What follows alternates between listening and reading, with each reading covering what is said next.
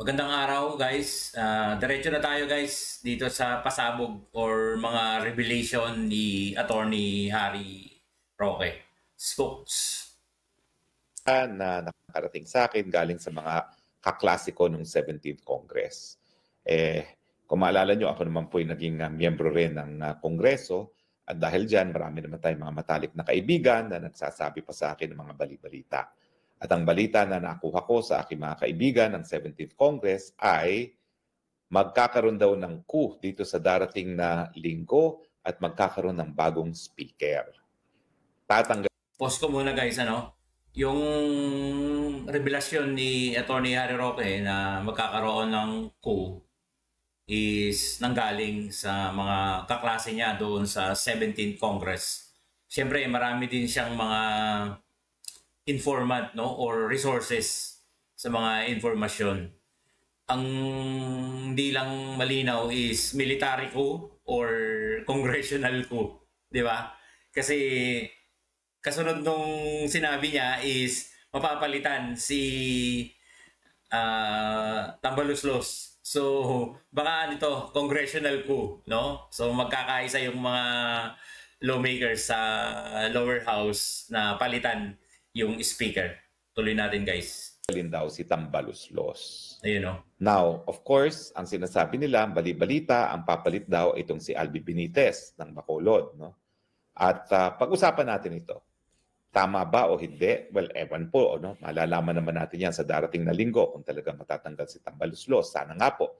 Dahil alam nyo naman, ako mismo, no? Ang talagang nag-iit sa akin ay ang si Tambaluslos, ang Huwad Committee, si Lisa Araneta Marcos, no? Na alam ko naman na merong basbas din ni Bongbong Marcos Jr., no? Pero ang talagang tumiri sa akin ay walang kaduda-duda kundi ito si Tambaluslos, no? Now, unang-una, may interes ba ang Marcos Jr. na tanggalin ang kanyang pinsan? May interes ba ang kanyang may bahay na Lisa Araneta Marcos na tanggalin si Tambaluslos? Tingin ko ang kasagutan ay oo. Bakit?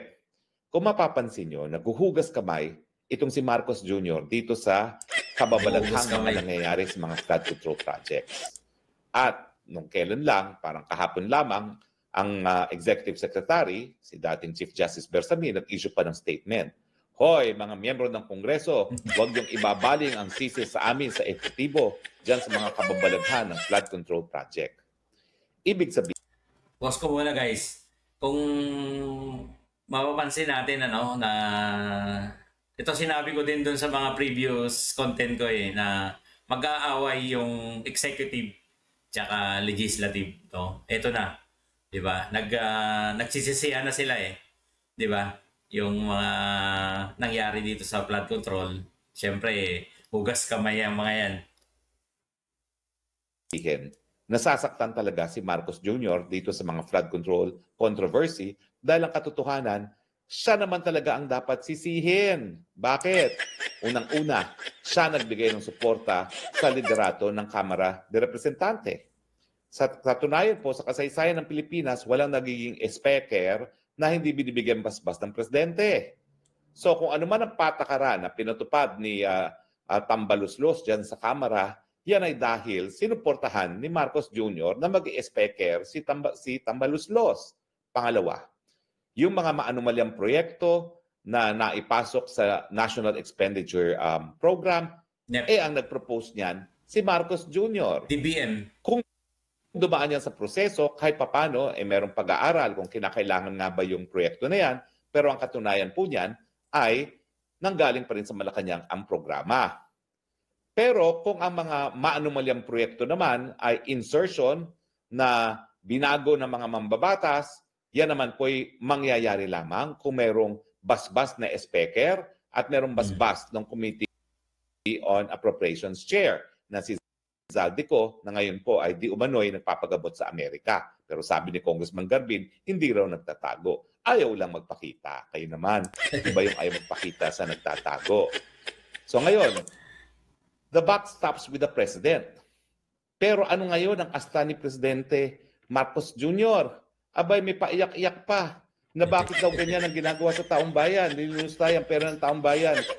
Wika nga ni Maharlika, Julul, sinong lulukuin mo? Pause ko muna guys. So, di ba recently, merong podcast ba yun or interview si PBBM, no? Merong teary-eyed, no? So, parang naiiyak dun sa nangyayari sa Pilipinas. Kung tutuusin kasi, yung sinabi natin dun sa mga previous content natin, ano? And then yung marami ding mga vlogger or content creator na nagsasabi na ang talagang rito, liable or yung may malaking responsibilidad is yung executive. And then yung legislative din, sila-sila lang yan na nagkutsabahan, na tinolerate yung mga wrongdoings. Sila lang yan.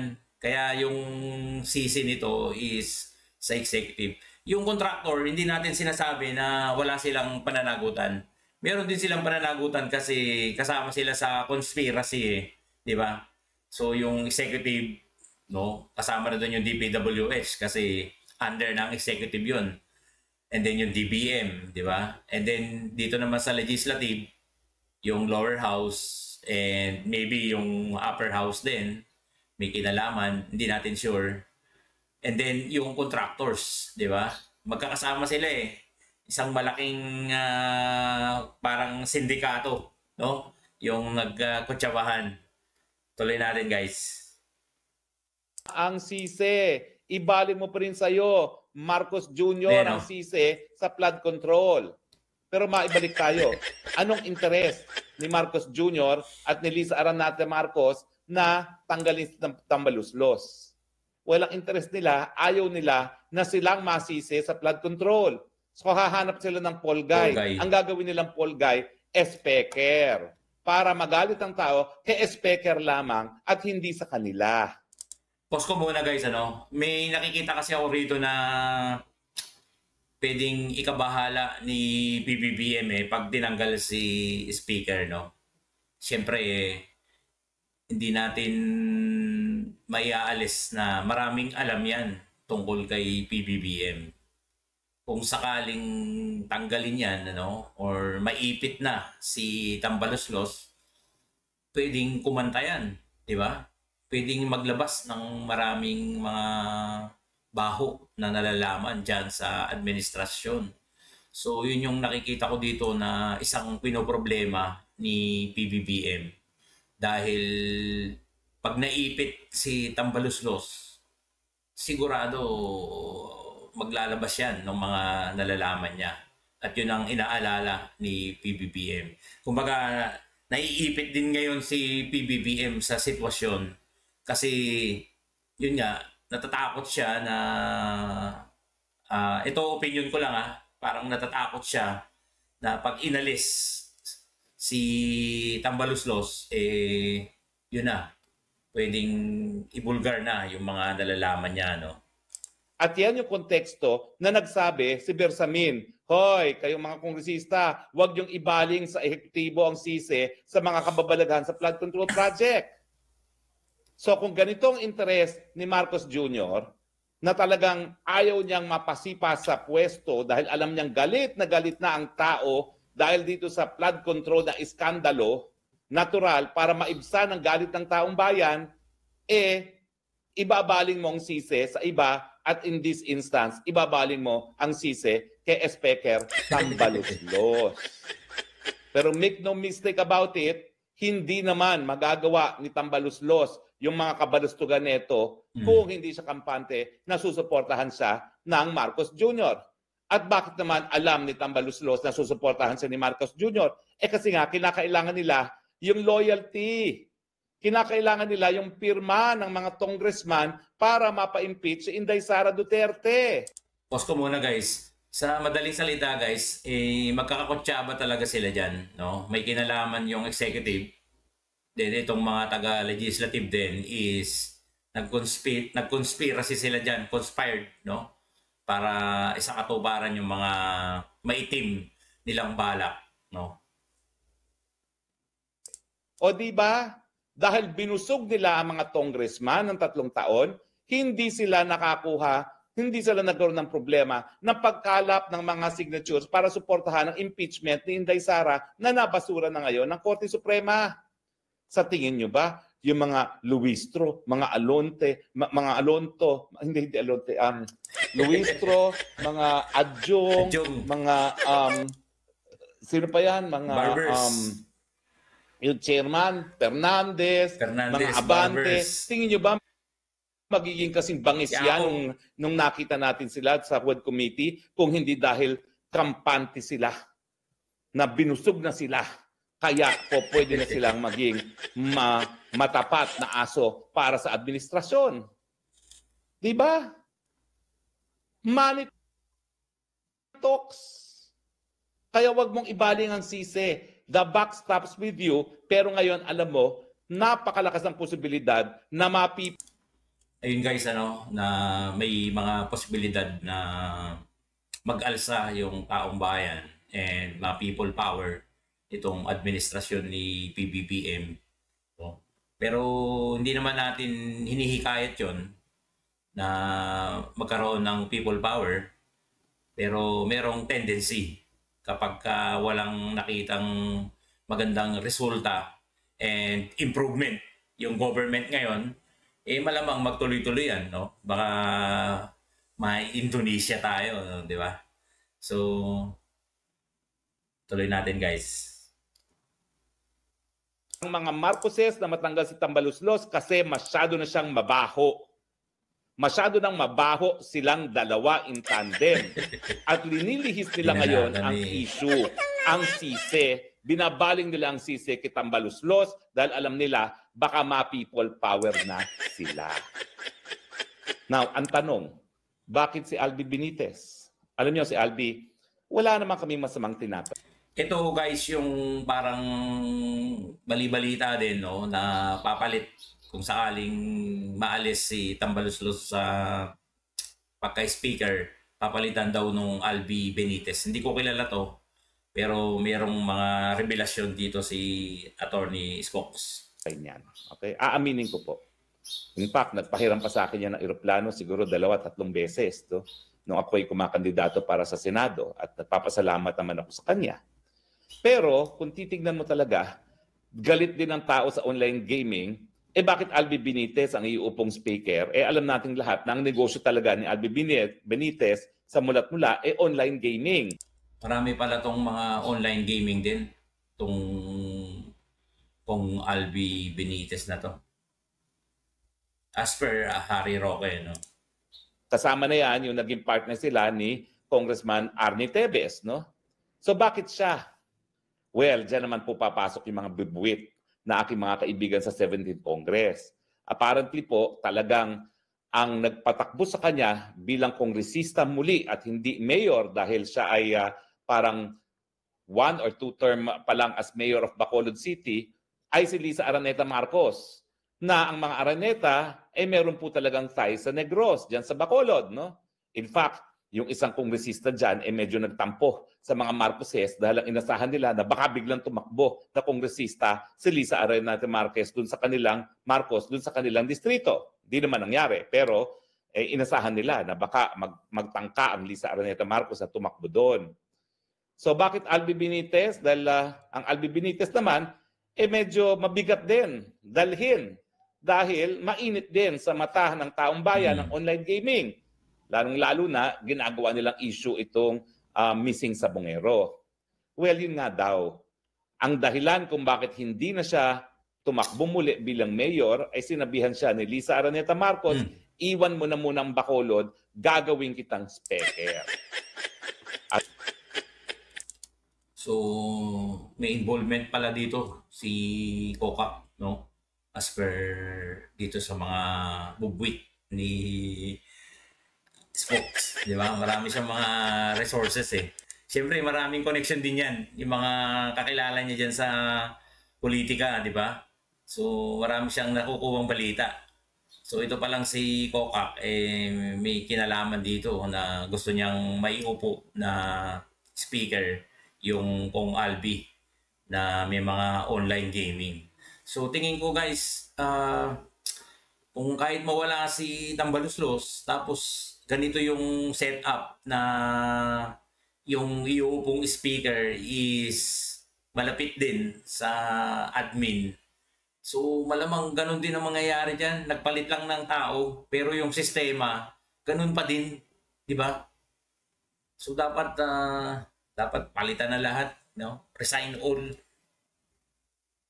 Di ba? Resign all na lang.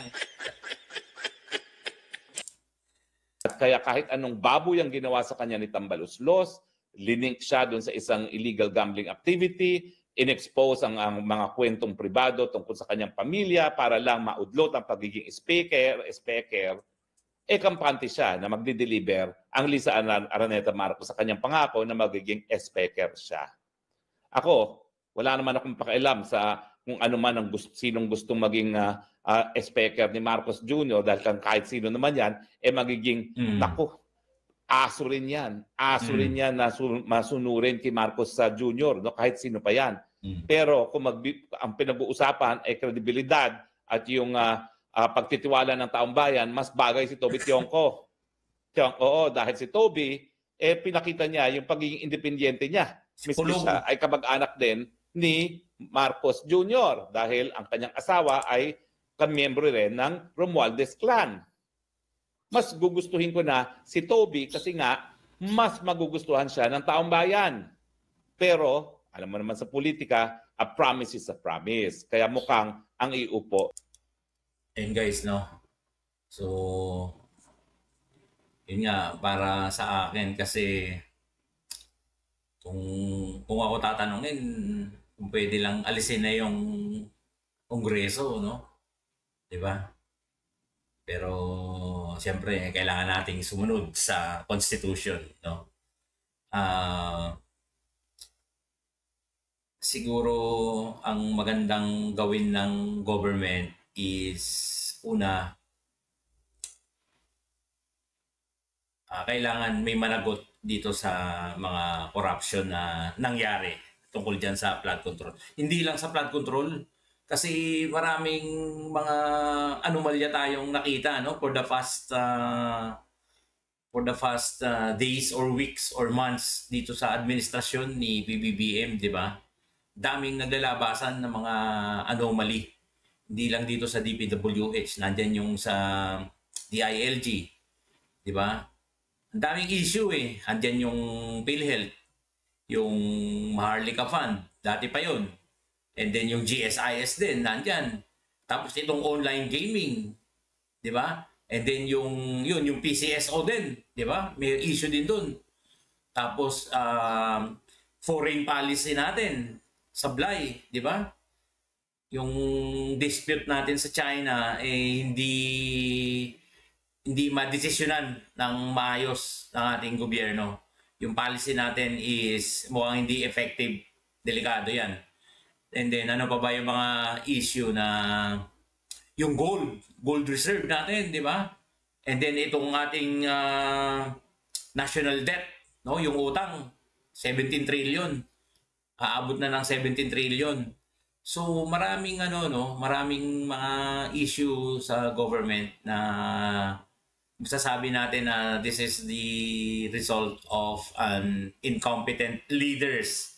Hindi lang sa PBBM, lahat, no? Pero ang mas may malaking rito responsibilidad yung presidente. Kasi kung ikaw ay decisive and may political will, and then meron kang konting tapang, honest, and kaya mo yung mga nasa ilalim mo, hindi ka aabusuin yan at re-respetuhin ka yan. Pero kung mahina ang ulo, siyempre, lahat ng nasa ilalim ng ulo, ganun din, may mahina. Kung korap ang ulo, korap din yung mga nasa ilalim, di ba? So, ganun yan Dapat yung tough leaders is a good example to their followers, di ba? Sabi nga nila, yung leader ng isang organisasyon kung ano yung kanyang character, ganun din yung character ng kanyang mga followers, 'di ba? So importante yung characteristic ng isang good leader. Okay guys, so linawin ko lang yung kudita rito, hindi natin to sure kung military coup d'etat ito Ito ay parang kumbaga ngayon hearsay lang to Kasi narinig lang din ni Attorney Spokes doon sa kanyang mga classmates sa 17th Congress, no? And then yung pagtanggal kay Tambaloslos is still a hearsay. Pero may mga posibilidad, no? So hindi natin sinasabi yan na sure, verified and authenticated information. So yun, na-share lang natin yung revelation ni Spokes based on his previous classmates in the 17th Congress. Okay guys, hanggang dito na lang. Please like and subscribe to my channel guys, no? Linux Art TV. Thank you for watching and good day. Ingat and God bless.